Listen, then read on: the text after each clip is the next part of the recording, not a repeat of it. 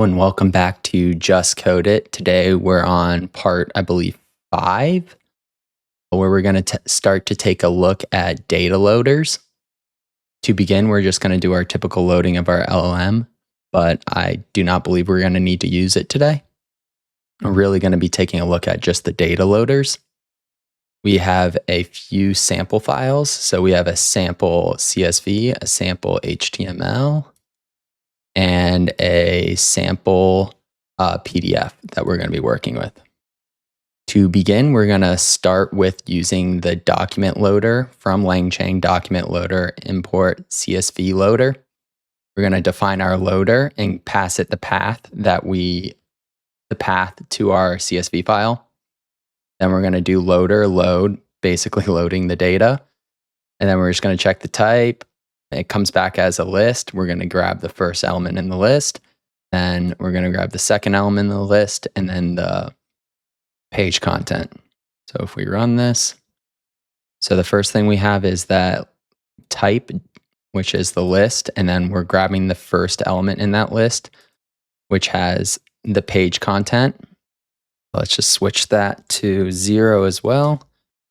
And then we can see that the values are Rachel, and let's double check. Yep, we have the same, and we have the username, identifier, all that. That is how you would load a CSV file. Now, up next, we have HTML loaders or web loaders. We are first going to take a look at one that uses Beautiful Soup. Now, for this one, we're just going to load in that HTML file. Load it, and then check the type and all that fun stuff again. And then here we're just grabbing the page content. If we allow it to be scrolled, we can see that we have the page content and it's nicely parsed. Another way that we can load web information or websites is the web-based loader. Here we can pass it multiple URLs, load them, and do basically the same thing. But the first one, if we check the metadata, we can see that's the LangChain docs. And then the second one is the python.org docs. So it's in order of how you place them in the list. And then if we just check the page content for the LangChain docs, I believe, yep, you can see that it parsed out some of that content. It's not the prettiest though, but it gets the job done. Last of all, for web loaders, we're going to look at a recursive URL loader. Basically, this is like a really simple way to scrape or crawl a website. It's going to grab all the URLs on that website and then basically recursively go through them and dive deeper. So you can add a max depth. Depth of 2 would go 2 links in. That's as far as it would go and would stop gathering links from those other pages. And you have you also have a couple other parameters that you can set, timeout, things like that. If we just load this in, it's going to take a second because it's scraping a bunch of different links.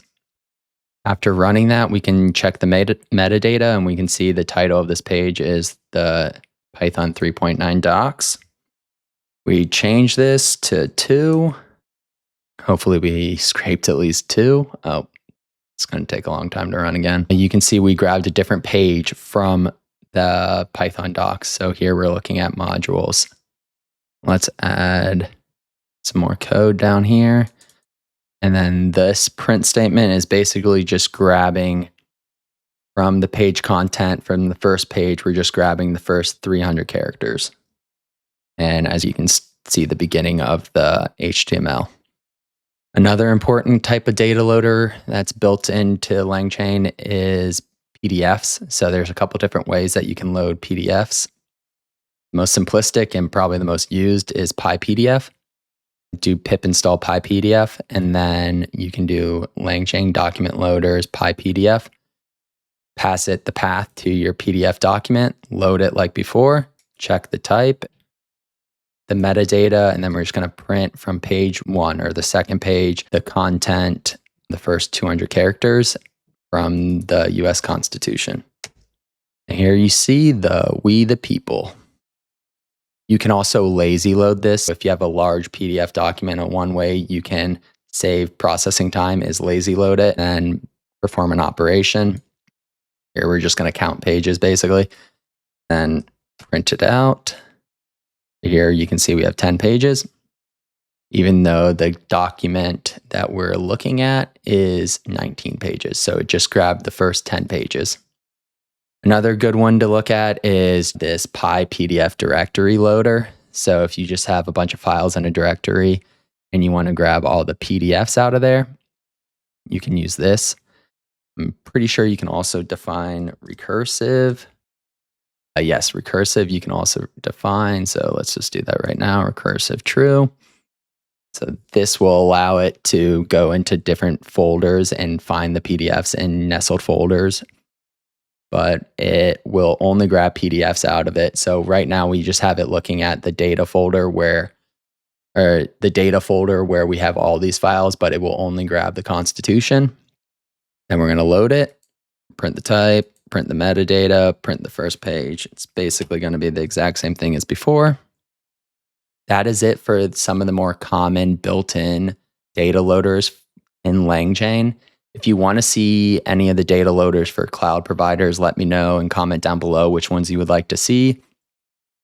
I might do one on GitHub because I think it would be interesting doing a project where we make a GitHub data loader that loads in documentation or a GitHub repo that you can chat with. Let me know if you want to see that. Let me know any data loaders that you would like to see down below, and like and subscribe, and I'll see you next time.